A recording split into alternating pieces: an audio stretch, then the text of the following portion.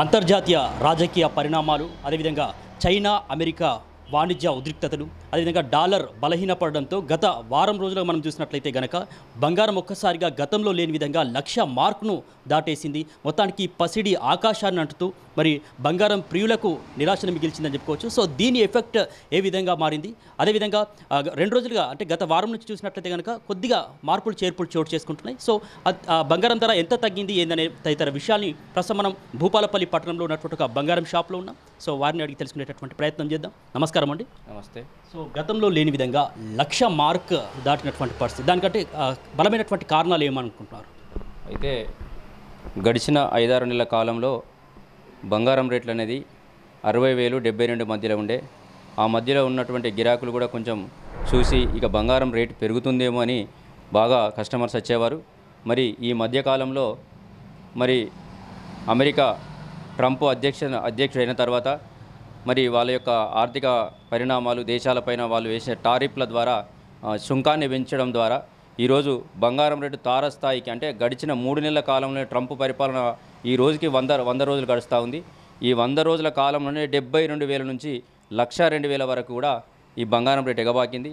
మరి ఇంకా పోతూ ఉంటే ఇప్పుడు ఈ మధ్యలో భారత్ పాకిస్తాన్ యుద్ధమని, రష్యా ఉక్రెయిన్ యుద్ధమని కొన్ని అంతర్జాతీయ దేశాల పరిణామాల ద్వారా ఈ యొక్క బంగారం రేట్ అనేది బాగా వెళ్ళిపోతూ ఉంది.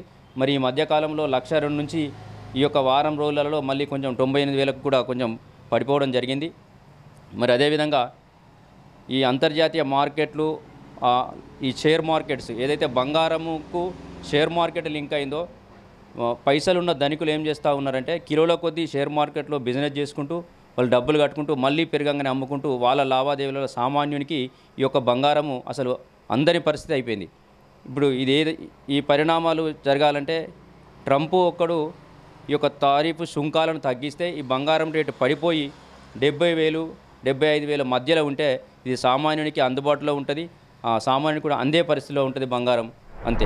సో మొత్తానికంటే 1,00,000 మార్క్ దాటినటువంటి వేళ దాని యొక్క ఎఫెక్ట్ ఇక్కడ మన భూపాలపల్లిలో ఉన్నటువంటి షాప్స్ పైన వచ్చి బంగారం షాప్ల పైన ఏ విధంగా పడింది?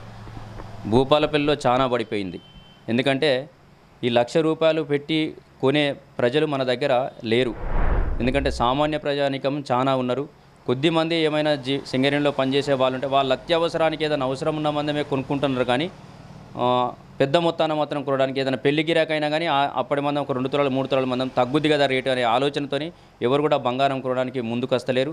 మరి మళ్ళీ ఏమైందంటే మనకు దగ్గరలో 70 కిలోమీటర్ల దూరంలోనే హనుమకొండలో పెద్ద పెద్ద షాపింగ్ మాల్స్, ఈ జ్యువెలర్స్, పెద్ద పెద్ద కార్పొరేట్ సంస్థలు వచ్చేసి వీళ్ళు ఇక్కడ ఏమవుతుందంటే వాళ్ళకు కస్టమర్స్కి ఏమన్నా క్రెడిట్ పెట్టాలంటేనే క్రెడిట్ ఉంటే మన దగ్గర ఆగుతున్నారు. క్రెడిట్ లేని వారు డబ్బులు సొంతంగా మొత్తం బంగారానికి సరిపోయే డబ్బులు ఉన్న వాళ్ళు మాత్రం హన్మకొండలనే ఖరీదు చేస్తూ ఉన్నారు.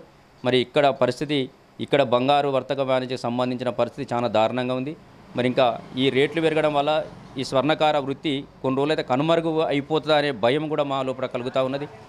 మరి ఒకవేళ ఇప్పుడు ఏం చేయాలంటే ఈ కార్పొరేట్ వ్యవస్థలను తట్టుకోవాలంటే ఇప్పుడున్న ప్రభుత్వాలు కూడా ఇక్కడ ఉన్నటువంటి స్వర్ణకారులకు, షాపింగ్ వాళ్ళకు కానీ పావుల రుణాల మీద వాళ్ళకు పైసలు ఇచ్చి వాళ్ళని ఆదుకుంటే ఎంతో కొంత పెట్టుబడి పెట్టుకొని వాళ్ళు కూడా ఆర్థికంగా మార్కెట్లో నిలదొక్కునే పరిస్థితులు ఉంటాయి. కాబట్టి ప్రభుత్వాలు కూడా కొద్దిగా ఆలోచన చేసి స్వర్ణకారులకు కొంచెం లోన్ సౌకర్యాలు కల్పించాలని కూడా మేము భూపాలపల్లి పట్టణం స్వర్ణకారుల నుంచి తరపున కూడా వాళ్ళను కోరుతూ ఉన్నాం. సో ఇప్పటికే 30వ తారీఖు అక్షయ తృతీయ కూడా ఉంది. చాలామంది బంగారం ఒక సెంటిమెంట్గా భావిస్తూ ఉంటారు. సో ఈ ప్రభావంతో అక్షయ తృతీయ కూడా కొనేలేనటువంటి పరిస్థితులు ఉన్నాయని చెప్పుకోవచ్చు. చాలా ఉంది. ఎందుకంటే అక్షయ తృతీయ అనే రోజు బంగారం కొనాలనే ఇదొక సామెత జనాల్లో బాగా వెళ్ళిపోయింది. కాకపోతే మనకు కాకుండా తమిళనాడులో ఈ సంస్కృతి బాగా ఎక్కువ ఉంటుంది. మన దగ్గర ఈ మధ్య కాలంలో కూడా ఇది కొనసాగుతూ ఉన్నది.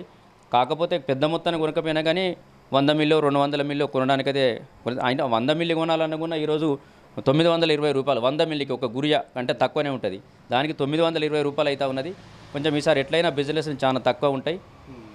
ఎందుకంటే రేటు విపరీతంగా ఉండడం వల్ల మళ్ళీ ఈ మధ్యలో వార్తలు కూడా బంగారం రేటు తగ్గుతుందని కొన్ని ఎకనామిక్స్ చెప్తున్నాయి. కాబట్టి జనాలు కొనడానికి కొంచెం విముఖత చూపిస్తారు. సో మొత్తానికి ఇప్పటికే 98,000కు తగ్గిందని చెప్తున్నారు. సో రాబోయేటటువంటి రోజుల్లో మరింతగా అంటే తగ్గేటటువంటి అవకాశాలు అయితే కనిపిస్తున్నాయా? ఏ విధంగా ఉన్నాయి? అంటే మనకు విశ్లేషకులు చెప్పిన ప్రకారంగా మనం పేపర్ కానీ న్యూస్ ద్వారా కానీ సోషల్ మీడియా ద్వారా వచ్చే కొంచెం ఈ బిజినెస్ అనాలిసిస్ చేసే వాళ్ళు ఉంటారు. వాళ్ళు 70,000 72,000 మార్కుకు వస్తుంది, తొందరపడి బంగారం కొనద్దు అని కూడా ఈరోజు పేపర్లో కూడా న్యూస్ రావడం జరిగింది. ఆ న్యూస్ ద్వారా కూడా జనాలు కొంచెం ఆగుతారు బంగారం కొనడానికి. ఈ చిన్నగా అక్షయ తృతీయ ఉంటుంది, అది మనకి ఎందుకంటే అదొక సాంప్రదాయం వస్తూ ఉన్నది.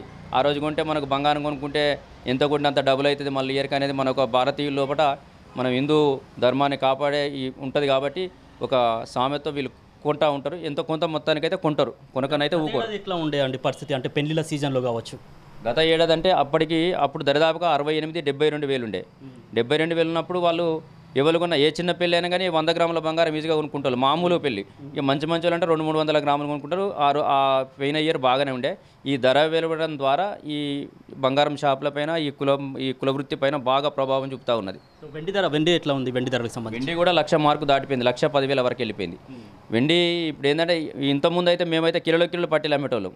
అసలు వెండి అనే అడిగి పట్టా గొలుసులు పెట్టుకునేటోళ్ళు కూడా లేరు. ఇక వాళ్ళు కంగనాల్లో దొరికేటి అవి పంచలోహం పట్టీలు అవి అని పెట్టుకుంటున్నారు. ఈ యొక్క ఫ్యాషన్ పట్టీలు కూడా పెట్టుకోవడానికి కూడా విముఖత చూపిస్తారు. అది కూడా బాగా 1,10,000 దాకా కూడా వెళ్ళిపోయింది. అది కూడా కొంచెం వెనక్కి తెస్తుంది. ఈ మధ్యకాలంలో దబ్బన మార్కెట్లో ఏమైనా కింద మీద అయిపోయి మనకి తగ్గితే బిజినెస్లు పెరిగే అవకాశం ఉంటుంది. ఒకవైపు ధరలు పెరుగుతున్నటువంటి వేళ, మరోవైపు స్వర్ణకార వృత్తికే ప్రమాదకరమైనటువంటి పరిస్థితులు పొంచి ఉన్నాయి, కనుమరుగేటటువంటి పరిస్థితులు ఉన్నాయని చెప్తున్నటువంటి వేళ ప్రభుత్వం బాధ్యత ఏ విధంగా ఉండబోతుంది? ధరలు తగ్గించడంలో కావచ్చు, స్వర్ణకార వృత్తిని కాపాడడంలో కావచ్చు. అయితే భూపాలపల్లి పట్టణంలో దాదాపుగా ఒక 50-60 షాపుల దాకా ఉంటాయి.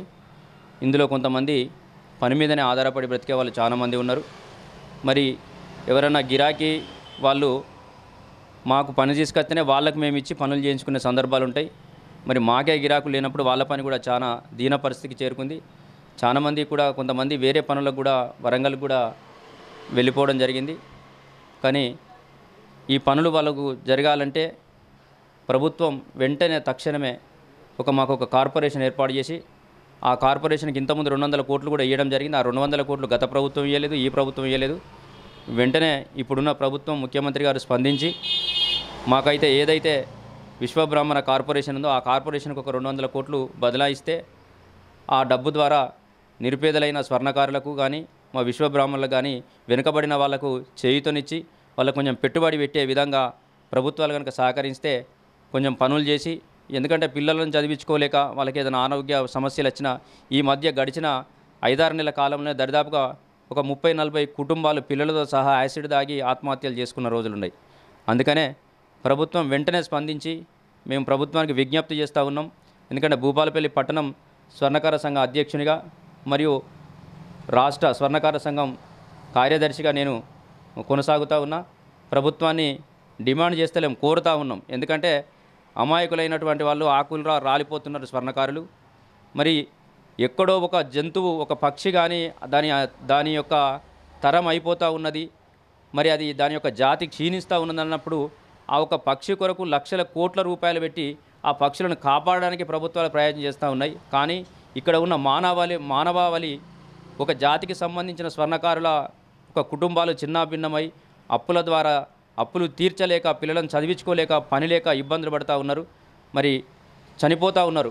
కాబట్టి వెంటనే ప్రభుత్వం స్పందించి ఈ స్వర్ణకారులకు మనిషికి ఒక 5 లక్షల పావుల రుణాల మీద వడ్డీ ఇస్తే ఆ పైసలతోనే ఏదైనా ఒక పెట్టుబడి పెట్టుకొని వాళ్ళు జీవనోపాధి కొనసాగుతుంది, ఆ కుటుంబాలను కాపాడిన వారు అవుతారు. కాబట్టి వెంటనే ప్రభుత్వం స్పందించి ఒక 200 కోట్లు మా యొక్క విశ్వబ్రాహ్మణ కార్పొరేషన్కు బదిలీ చేయవలసిందిగా మేము ప్రభుత్వాన్ని కోరుతా ఉన్నాం.